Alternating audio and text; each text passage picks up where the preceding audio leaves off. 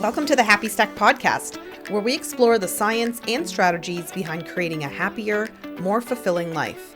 I'm Terri-Ann Richards, and I partner with organizations to address the root causes of burnout, disengagement, and stress, equipping leaders and teams with the tools they need to thrive, both organizationally and personally. Each episode, we dive into practical habits, insights, and strategies to help high performers like you level up from the inside out. Let's get stacking. Anik, welcome. Thank you, my darling. It's so lovely to share space with you to talk about something that's, I feel, near and dear to both of our hearts. So it's going to be a great conversation. I'm already excited. I'm excited as well. So let's just jump right into it. I'd love to start with hearing about the work you're doing right now and what's lighting you up about it. Why does it matter to you? The element that's really lighting me up is, I got to be honest, the results. When people come back and they're like, not only am I thriving in my business and I'm getting great results in the products or services that they're offering, but they wake up in the morning and they're excited instead of like that dread or overwhelm or stretch thin. So that's what motivates me to get up every day, is wake up and I'm like, I wonder who I get to bring that into not just their lives, but what really excites me, like especially being a mom, is this is the life that they're modeling for their kids. This is the life that they're modeling as leaders in their community or in their industry.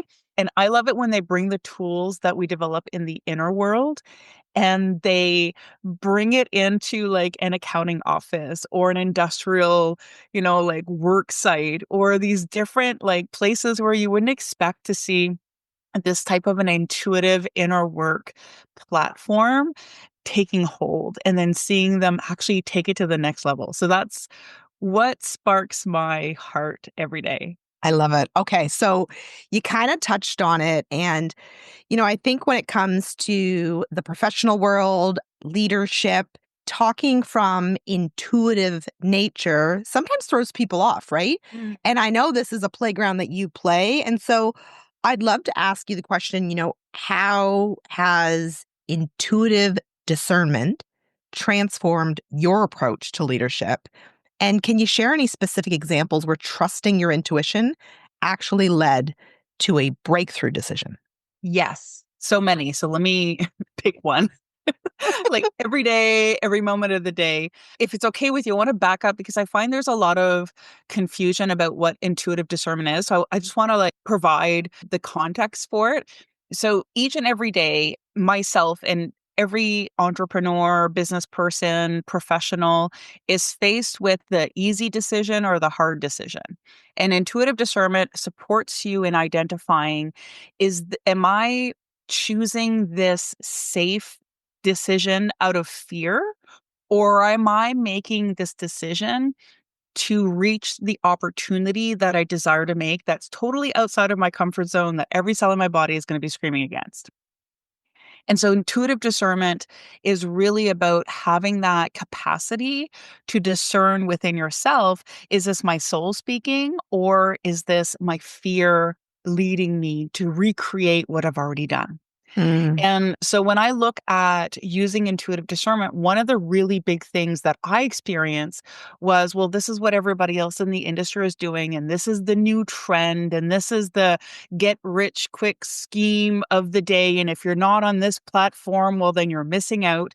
And so I've used that intuitive discernment over and over again to not get caught in trends that don't align with my unique preference. Because at the end of the day, I'm the one that's got to show up on that platform, or I'm the one that's got to do that content or show up to that program.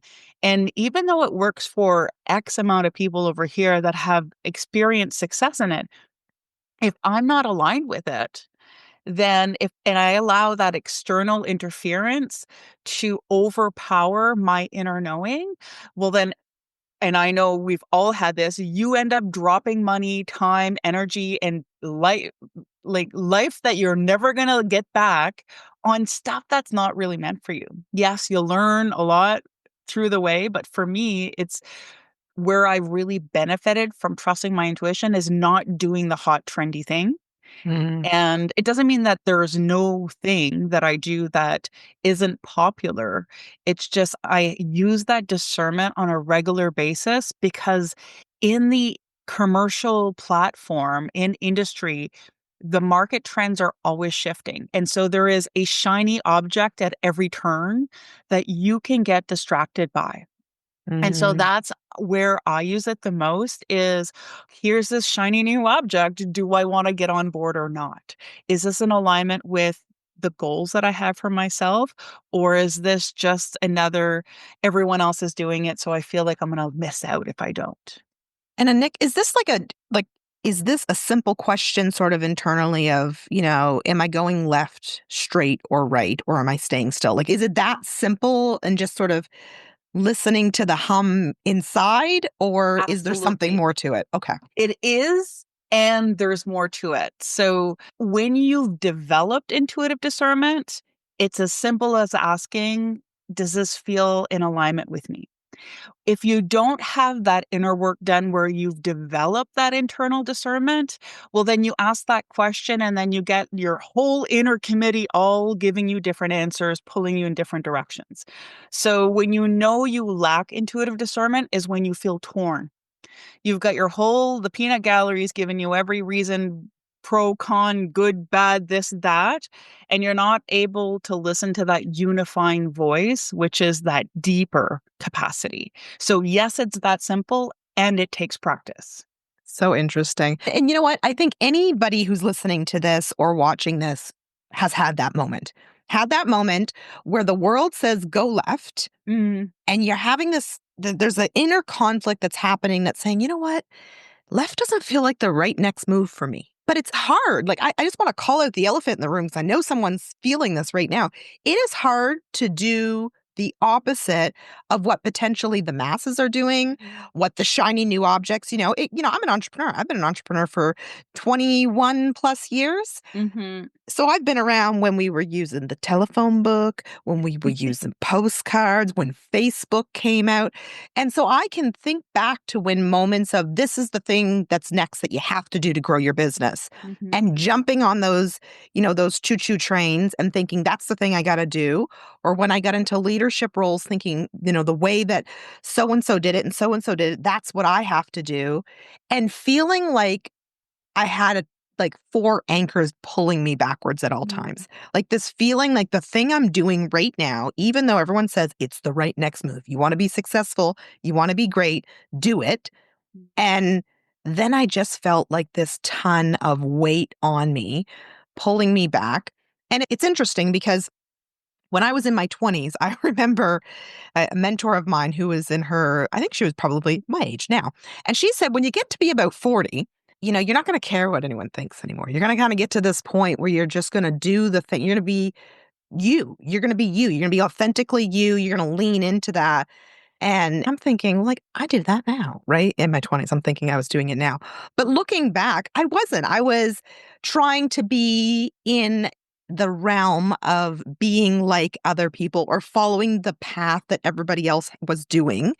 Whereas now at 41 years old, you're darn right. I do go inward and go, okay, like, what's this feel like? And I don't think this, and catch me if I'm wrong, but like, I don't think this is about not following stats and facts and processes and frameworks that work. I think this is more about how do you live your best life and live it authentically? And I think there's an inner knowing sometimes of what that next, like if there's a fork in the road, which path you should be on. I think there really is something smarter on the inside than sometimes our cognitive brain can tell us. I totally agree. And I love that you brought that in because it doesn't mean that a process doesn't work because it's a cookie cutter approach, but there's a reason why that cookie approach works for this group of people and not for this other group of people. Mm. Right? So it's up to us to decide, okay, well, I like this, but I'm going to take elements of that and then I'm going to tweak it so that it suits me like this. Right? There's always like, especially as entrepreneurs, like if we were meant to live in a box, we wouldn't be entrepreneurs. Agreed. Like it's because we want to do things in a way that represents our business as an extension of our true expression, essentially, right? This is how I want to see the world. I'm going to create a business, a service, or a product that reflects that vision in some way, shape, or form.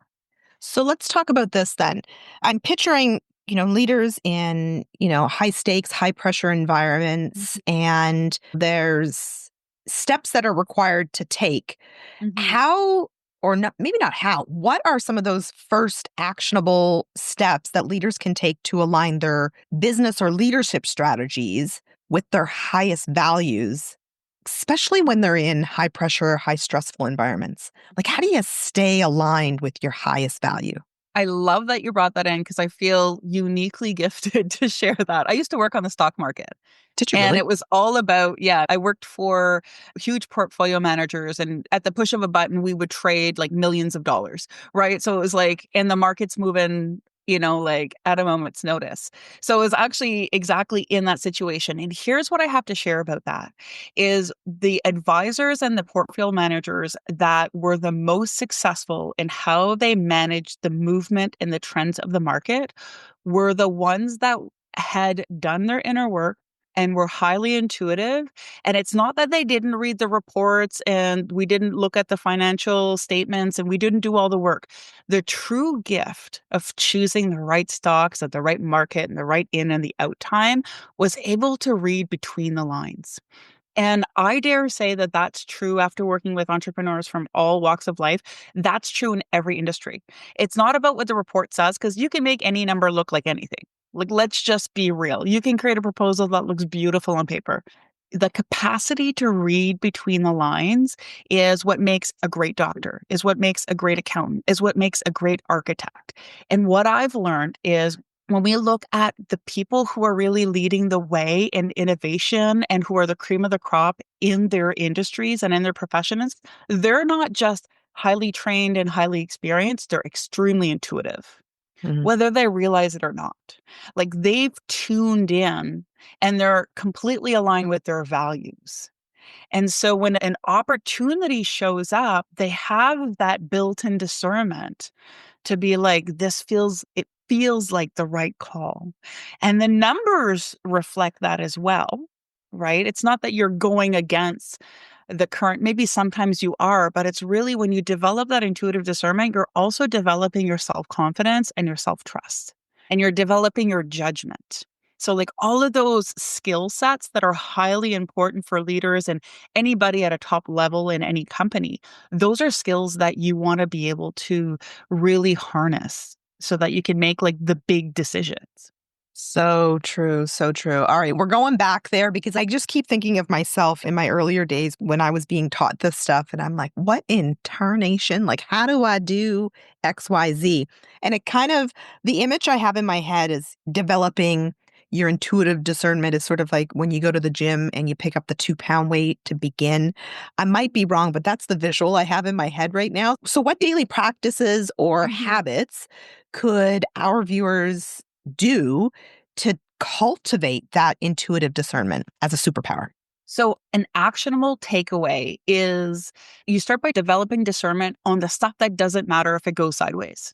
So, you start with the little stuff. And so, one of the trainings that I do, because we do a lot of muscle testing and development. So, I love using the muscle testing to build the capacity that as soon as you say something out loud, you know if you're full of it. Like, you just know you're like, I'm so full of it right now. Like, it just feels wrong. Just kind of like you're saying a name that's not yours. So when we do muscle testing, we use the baseline of what your name is. My name is Anik. My name is Tony. And I'm like, okay, this is what off feels like when I say something out loud. This is what off feels like in my body. So you start with really basic stuff. Should I go to this restaurant or should I go to that restaurant? Because the outcome of that's not going to be detrimental in your life. And the more you develop it with the baby stuff and the stuff that you're unattached to, because that's really what it's about, is you start to practice on the stuff that you're not attached to the outcome. Because when you've got like your livelihood attached to the outcome, that's where intuitive discernment gets challenging. So Mm. I would say practice with the little stuff. Muscle testing, applied kinesiology is one of the tools that I teach and I love to use because everybody's got a body. So But talk about that for a second, because I only just learned what it was called. I think I knew about it because I think you taught me this like maybe 10 years ago. It just feels like a really long time ago that I learned this stuff. probably around then, yeah. So, what is this applied kinesiology muscle testing? I'm moving my hands, folks, and doing things. Exactly. Well, it's exactly that. So what your body naturally does is whenever you're stating a false statement, you say something that's false out loud, like my name is Tony, naturally your subconscious is going to respond to that. And what happens is your body weakens. And so all different modalities utilize applied kinesiology in order to develop clarity on what the core issue is. And so there's actually, I have a training video that on YouTube of just exactly how to do muscle testing.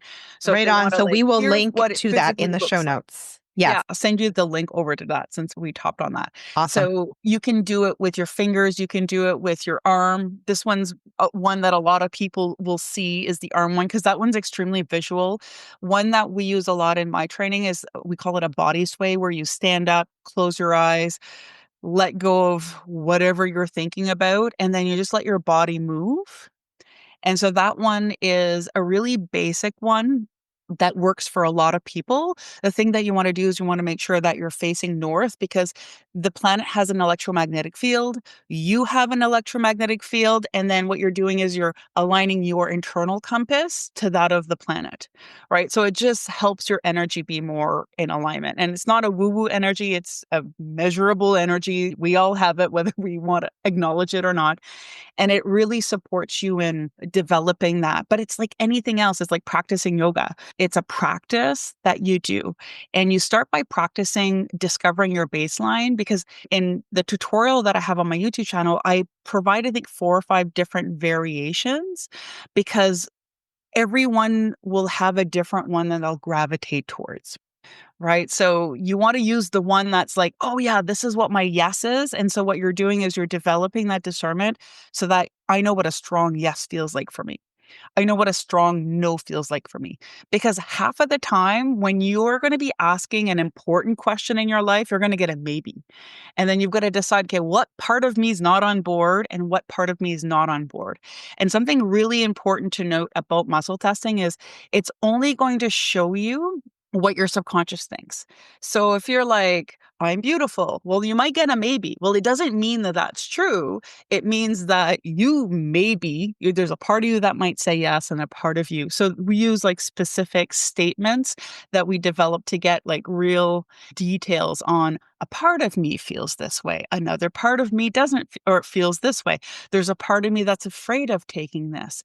My higher self or my inner knowing recognizes the opportunity. So there's different tricks that we use when you start to really expand into muscle testing. And I've been using it for over 12 years. So it's really like something that you can expand into kind of like any other skill, right? There's like basic and then there's like advanced. Love that. Love that. Okay. So let's talk about burnout for a second. I'm looking at the data. It's a place that I play a lot in terms of talking about, wellness and mental health and building, personal, emotional intelligence and resilience. When you think of where we are as a society and the number of individuals that are struggling, Mm, whether it's through mental health issues, they've hit that wall and are now having the physiological effects of burnout, mhm, lacking joy. I want to kind of go back to thinking about leaders and safeguarding their personal integrity in the ability to prevent burnout and prevent all that chaos that sort of ensues internally. Can you talk to us about how leaders can create those safeguards? mhm. So here's the number one reason I've seen people, myself included, find themselves in burnout. It's the movement away from their personal values. Because the reality is we have all of these other people and places and things that need or want or try to grab our attention from us all the time. So what happens is when we allow other people's expectations or other people's values or other people's priorities to overpower or be a bigger priority than our personal values, that is the recipe for burnout. And so when you stay in integrity with your values, Like there's all these things that you can do to stay out of burnout, but I would say here's the one thing you should do, or this is the one way to stay on the path to not burning out is when you're in integrity with your values, you can't burn out because your values are going to support you in choosing health, choosing making the hard decision now to get the benefit of the life that you want to lead. And sometimes that's saying no to somebody and being afraid of disappointing them. Sometimes that's not meeting other people's expectations, but you doing what feels good for you that you can be proud of. Sometimes it's about saying yes to a new position that scares you. Sometimes it's about saying goodbye to something that's been holding you back and weighing you down. That's not in alignment with your values. So I want to say like that for me is like the guiding light is if it's out of integrity with your values, that is the recipe for overwhelm, burnout, depression, lack of health, mental illness, everything. When Mm. you're on your path, that's your environment that's going to support you in thriving. So I focus So, more on that than, what are the things I have to stop this? I'm like, well, you only have to do one thing to not have all of these symptoms is to just stay in integrity with your values.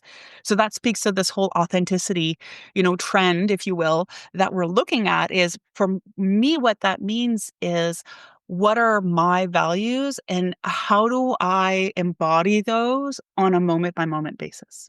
so let's assume someone's listening to that and they're like, yeah, that makes sense. I don't know what my values are though. Step one.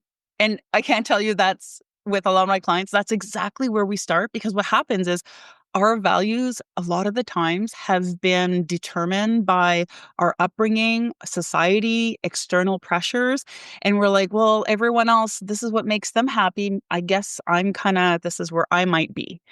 And that's where the inner work journey really begins is that's great. And that you might have similar values than other people, but how you're going to prioritize them and how you're going to embody them is going to be very unique. And so for me, that's like day one in inner work, because if you don't know what that is, well, then nothing else is going to work. So if they were to start trying to figure out what that 1 to 3 values that they have in their internal system are, Mhm. what could be a step, a tactic that they could take to start figuring out, well, what is my values? I love that question. So here's an actionable, and this is something that we do a lot in my work. So what I would say is I get them to imagine where they would desire to be in 5 years, like best life ever, most wonderful thing, your bank account's full, you live in a dream house, you're traveling, all the things, right? You're happily engaged or married or kids or whatever your thing is. You're living like la viva loca and you're in that frequency.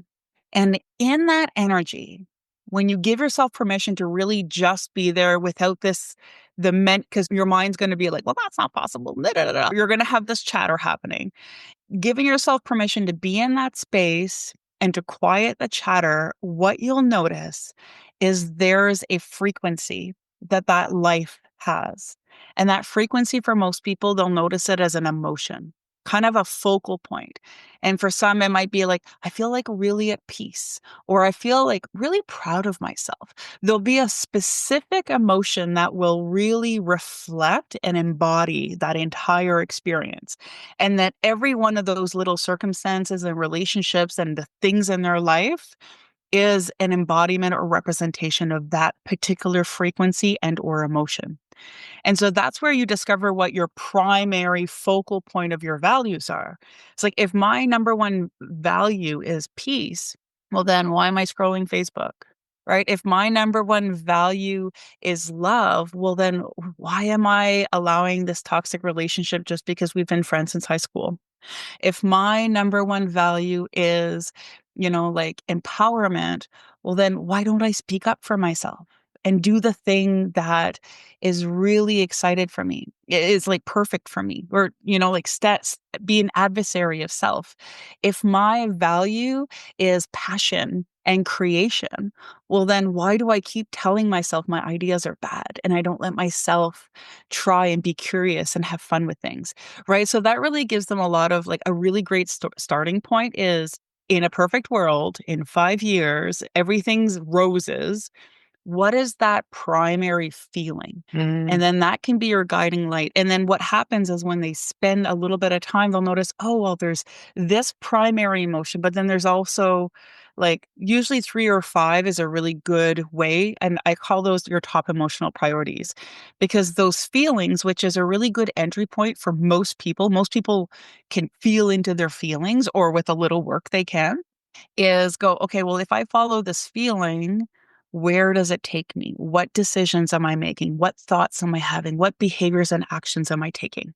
Right. So it's kind of a point to entry to that total behavior. So emotions being one of those behavioral catalysts. Yes. It's like your emotions drive your actions. So if you can find a point of entry, feelings being an easy one for most people to change the cycle that you're in and then choose a different feeling. And that, of course, takes practice. Well, and I think it's interesting because I always sort of put myself in the shoes of someone who's sort of starting this work today and thinking back to those beginning days for me when I was living out of authenticity and sort of following the choo-choo train whatever way it went and feeling very drained, definitely, on the verge of burnout, if not already in it, and just not feeling like I was living my best self, right?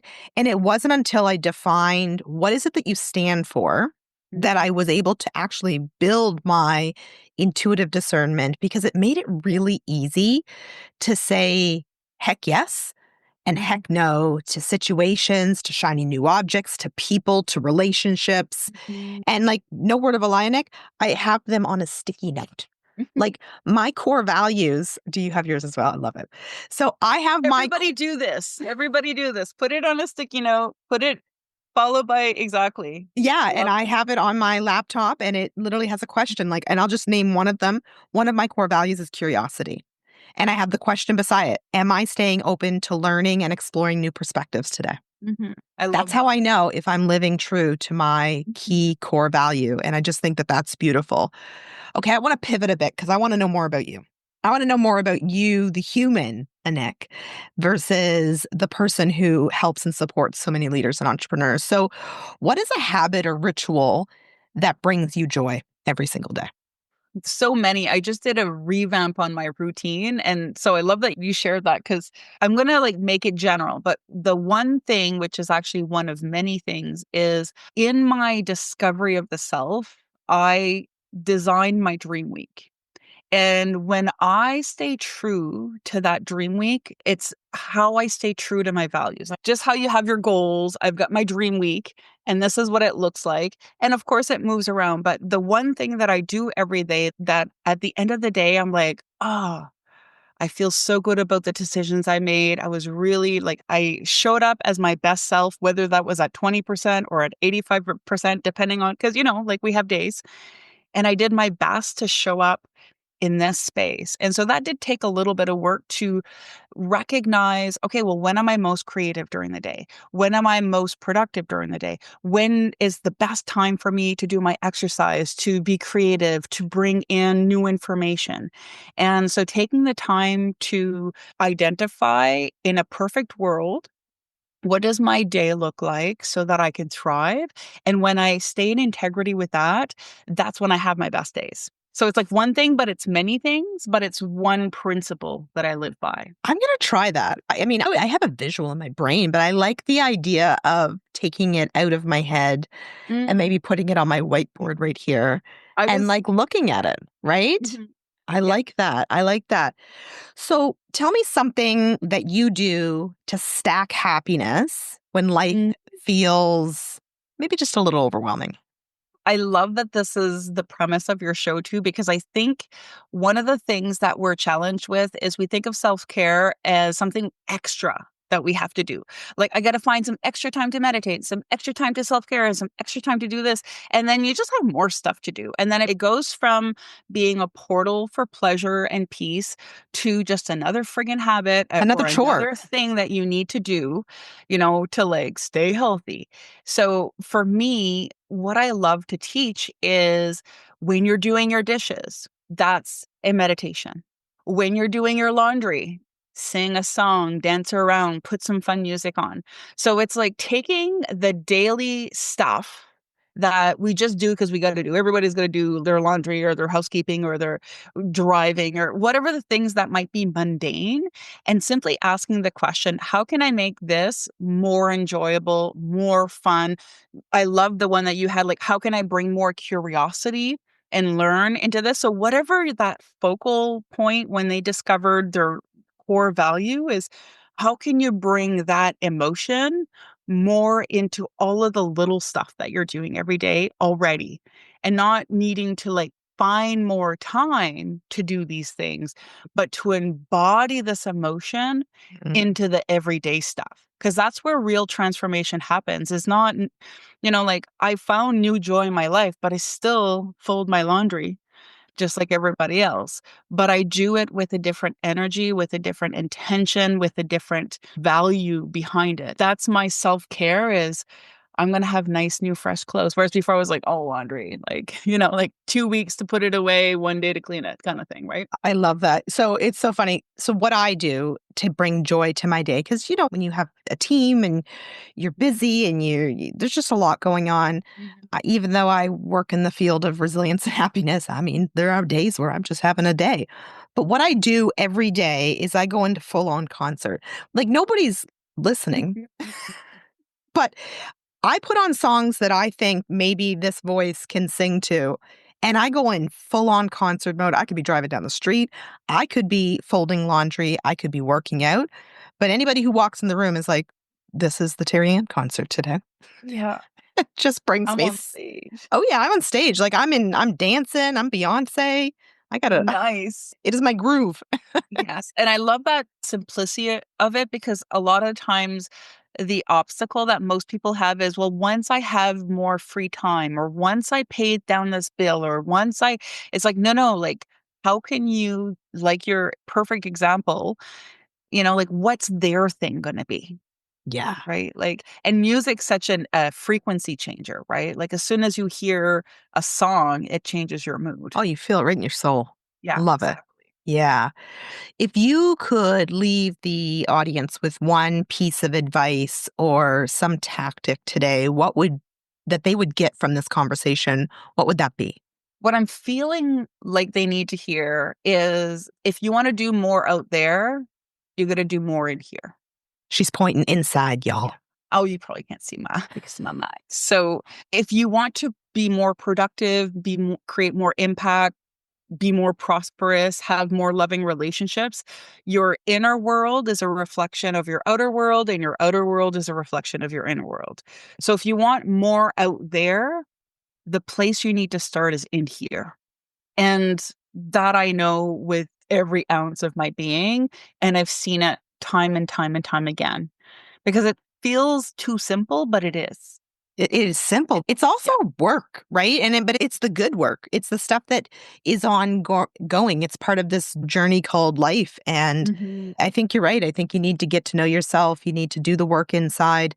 And I think that work's just forever evolving. And it needs to become a priority, because everything that you want out there starts in there. And you're 100% right. I love that. Okay, I got some lightning round questions for you. You ready? Bam. Morning person or night owl? Morning person. Ooh. What is your favorite way to unwind after a busy day? Ooh, a crackling fire. Like, do you have a real fire, or do you like put it on the TV? We have a real fireplace. Yeah.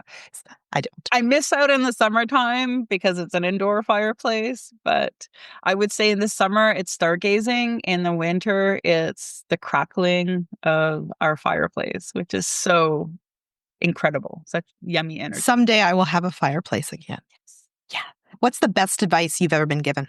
Trust yourself. Bam. And if you could keep one habit for the rest of your life, what would it be? And this one's a new one, because Mel Robbins is, do not hit the snooze button, which is why I'm now a morning person. So you weren't a morning person before? No, I was never a morning person. And then I did this whole new routine thing, and I discovered that I actually am a recovering not morning person. And now I'm like, when I don't get up early, I don't have a great day. And so, Isn't and I that was like the wild? snooze queen. Like, you know, those memes where you have like the phone and it's got like 50,000 snooze buttons. That was me like 2 years ago. And even my husband's like, I get up earlier than him and he is a morning person. And he's like, oh, you're getting up? And I'm like, yeah. It's like, let's get on with the day. So for me, that's the number one habit that the snoozing I no longer do, but the getting up and getting going.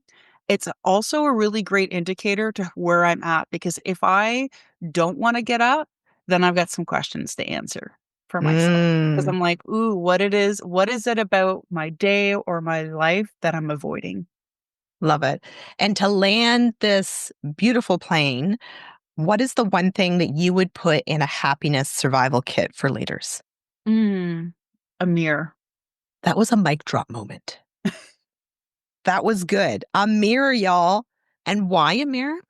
Well, because the only truth is in your own reflection, right? We love to like, oh, well, once they do this and if they could stop doing that and once the economy, but that is the most disempowering thing you can do to yourself because then what you do is you take control of your life and you put it out there.